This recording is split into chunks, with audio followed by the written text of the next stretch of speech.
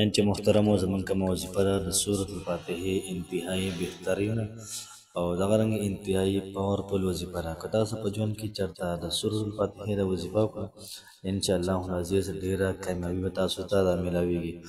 محترم مسلمانانو خویندو ورونو، څومره چې نارینه دي یا څومره زنانه دي د چا په زړه باندې څومره حاجات دي او دغه نه پوره کېږي، نو هم نن دې د سورة الفاتحې دا وظیفه د زړه د اخلاص وکړي انشاءالله العزیز.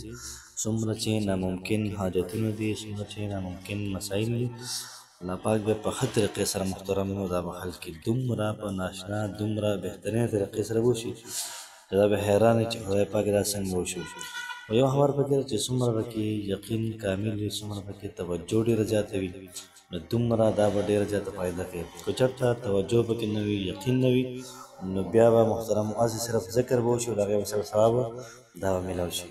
بسم الله الرحمن الرحیم. شروع کوم د ډېر زیات بخښونکي او د ډېر زیات مهربان رب په نوم باندې. زه ګواهي ورکوم د دې خبرې چې د الله پاک نه علاوه د عبادت لایق بل څوک نشته. نبی کریم صلی الله علیه و آله وسلم د الله پاک بنده او د الله پاک رسول دی. محترم مسلمانانو، نن چې کومه زموږ وظیفه ده ډېره زیاته ده، کمال ده، انتهایی مجربه، انتهایی پاورفل وظیفه ده. نو که تاسو دا وظیفه د ژوند معمول ساده کوئ او په ژوند کې دا وظیفه کوئ انشاءالله العزیز ډېره زیاته فایده به کوي. یاد ساتئ محترمو، سورة الفاتحه د قرآن مجید ډېر زیاته بهترین او ډېر زیات ناشنا سورت دی.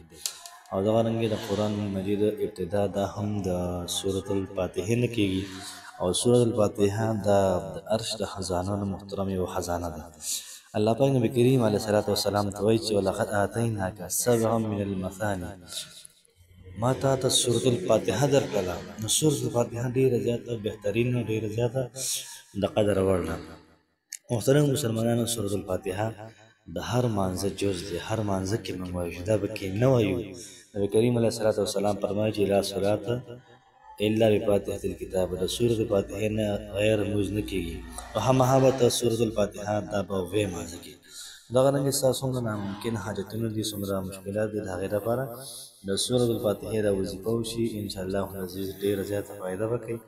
او انشاءالله دومره به خوشحاله یې چې ستاسو د خوشحالۍ څه انتها به نه وي. تاسو له پکار ده چې روزانه سورة الفاتحه په دې ترتیب او په دې طریقه کار باندې تاسو ووایئ. تقریبا 7 ورځې د سورة الفاتحې د عمل دی. تاسو 7 ورځې صرف د سورة الفاتحې د ختم وکړئ انشاءالله العزیز. بیا تماشا کوئ چې الله پاک څه کوي.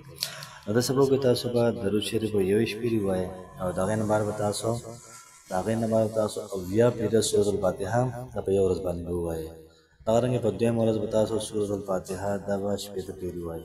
دغه رنګې په 3م ورځ به سورة الفاتحه تاسو 50 پیرې، او دغه رنګې په 4م ورځ باندې به تاسو سورة الفاتحه 40 پیرې، او دغه رنګې 5م ورځ باندې به تاسو سورة الفاتحه 10 پیرې، او 6م ورځ باندې به تاسو بیا سورة الفاتحه 10 پیرې. دغه رنګې چې کله 2 ورځې برابر شي په 9مه ورځ باندې بیا تاسو سورة الفاتحه دا 80 پیرې ووایئ انشاءالله العزیز. الله پاک نه تمه ساتئ، الله پاک به ستاسو هر قسم حاجت دا پوره کړي، هر قسم مشکل به الله پاک تاسو ته اسان کړي.